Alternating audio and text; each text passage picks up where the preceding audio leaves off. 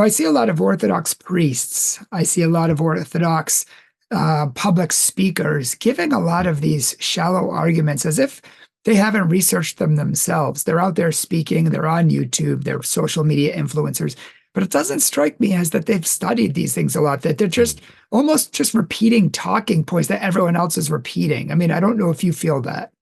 I I 100% echo that. That has been my experience, and that's what's a little frustrating. Because it's kind of like you know this very well as you engage Protestants often. They echo the exact same arguments. They'll say Jesus is the one mediator between God and man. We're all priests. They'll say things like, no graven idols. Therefore, you can't have icons and stuff like Worship that. Mary. Yeah, you worship Mary. It's like the same basic arguments that really are atrocious arguments and in some ways laughable when you really start to tease them out. They're so bad. And we've answered them so many times, but they're just not listening and they keep repeating the same thing over and over, and it becomes comical at some point. That's how Eastern Orthodoxy is with the same tired and worn out arguments that it continues to use against Catholicism. The level of Eastern Orthodox apologetics is very, very low. It's on the level, it's on par of most Protestant apologetics towards Catholicism. In fact, often Eastern Orthodox apologetics has borrowed from Protestant apologetics against And I've Catholicism.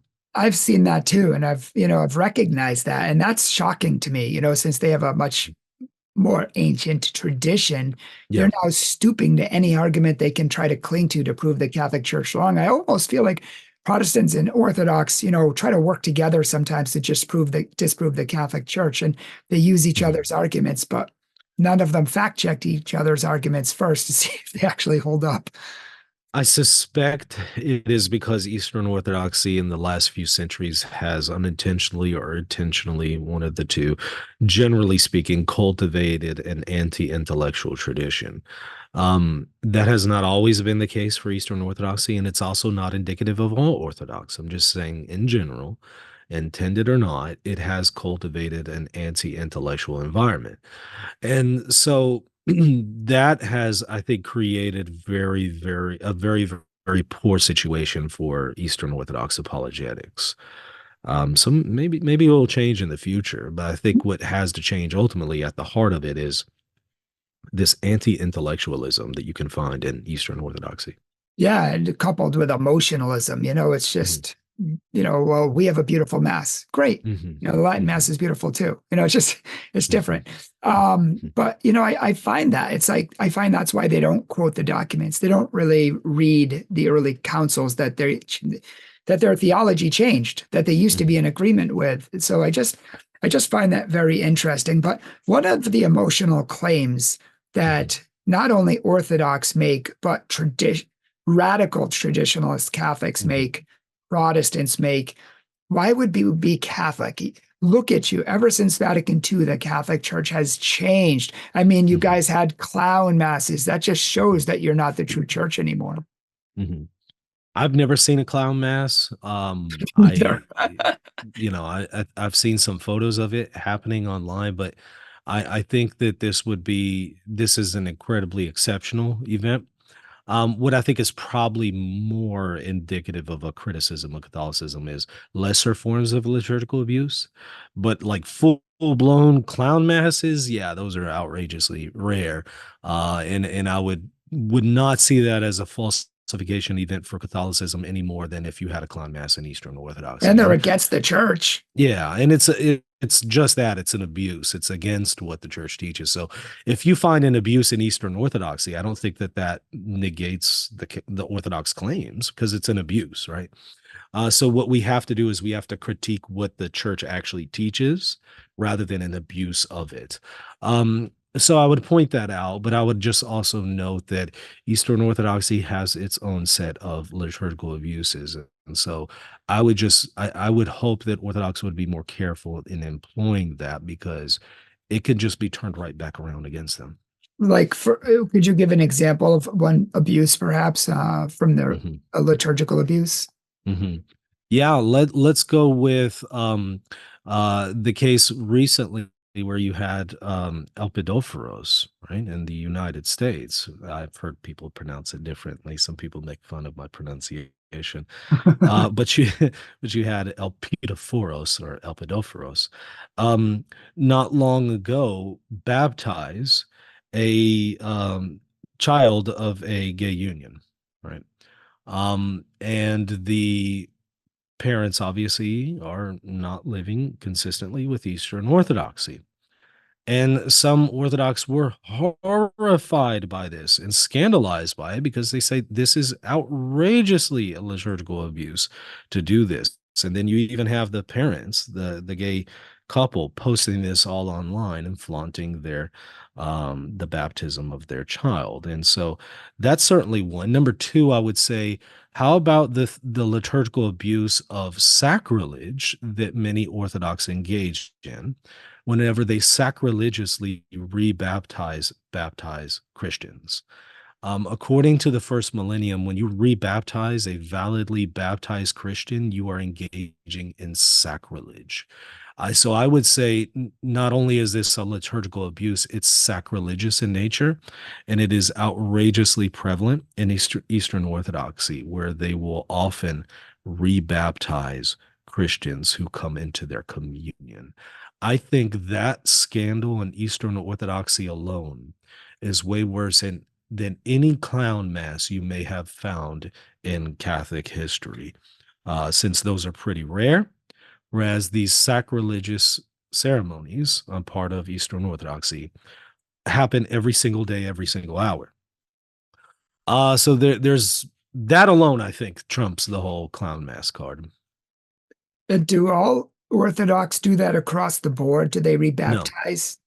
no, and this is what makes it even worse because they can't even agree on who you can and can't baptize. And this is why Metropolitan Callistus Ware, the late Callistus Ware, notes how scandalous this is for the Eastern Orthodox. And he was hoping the Holy and Great Council of 2016 in Crete would overturn this and would settle the issue, but it came and went and did not do anything. And so Eastern Orthodox have not been able to settle a very basic question such as who can and can't be baptized. I mean, if you can't get these basic questions right and you can't agree on them, it's hard to take seriously the same community lecturing us on what is apostolic, what is orthodox, what is the true faith. It's just very hard to take it seriously. Especially that one. That is a huge departure from Orthodoxy, no pun intended. Just from the early first millennium, from a unanimous consent of the church to do that. I don't know any early Christian that would advocate that. I don't know. It's sad, It's actually. it's a it's a massive problem, and some of the reasons for their misunderstanding is the fact that in the first millennium, some people who were not validly baptized would be baptized. And then in other cases where people were validly baptized, they would not be rebaptized. The difficulty for the Orthodox is in distinguishing between what is a valid baptism and what is not, in reference to communions that are part of the church and communions that are not. It's a sacramental issue. It's an issue that goes to sacramental theology, and because there tends to be a deficiency and a lack of consistency and a lack of a uniformity in sacramental theology for Eastern Orthodox, it spills over into this issue. They cannot agree on the validity of sacraments outside of the visible community of Eastern Orthodox. Like some Orthodox will say, okay, if you're baptized by somebody outside of the visible community of the Orthodox Church, it's valid. You know, it might be illicit, but it's valid. And then others will say, no, it's invalid. And then others will say it's valid, it's illicit, but it is graceless. And then others will say it's valid, illicit, but does have grace. And so there's a lot of different views here in sacramental theology among the Orthodox on how to understand these baptisms outside of Orthodoxy. And that then gives rise to differences in practice whenever you go to receive one of these non-Orthodox into Orthodox communion. And it becomes even more scandalous, not only because of the issue of sacrilege and a lack of uniformity on a very basic issue, But it becomes even more scandalous because some of the monks at Mount Athos, for instance, will not give communion to an ordained Orthodox priest because if that Orthodox priest was received into Orthodoxy by simply chrismating him, confirming him, and not rebaptizing him, so recognizing the validity of his baptism outside of Orthodoxy, and now he's been received into Eastern Orthodoxy and ordained.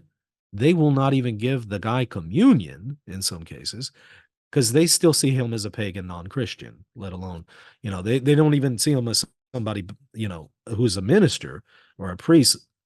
And not only that, but they won't even consider him a Christian. They see him still as a unbaptized pagan.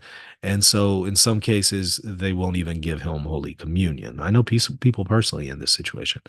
Um, Again, that's not indicative of all Orthodox. Some Orthodox would say, okay, well, even though you were received into Orthodoxy in the wrong way, we still recognize you as Orthodox and we'll recognize you as a priest and we'll give you communion. So, this isn't indicative of everybody. But the I feel situation of the sacrilege of rebaptism is very prevalent in Orthodoxy. I feel like this alone would make me choose Catholicism. One, because they can't even Yeah, agree with themselves and they have no way to figure it out because not one of them has authority over the other. There's no central authority like in the Catholic Church, like Jesus gave Peter the keys of the kingdom. And right. two, they're changing the age old, already settled matter of this doctrine. And this has been established and settled by the church. We already argued about it, settled the matter, and now it's almost like Protestantism. We have to figure it out for ourselves again.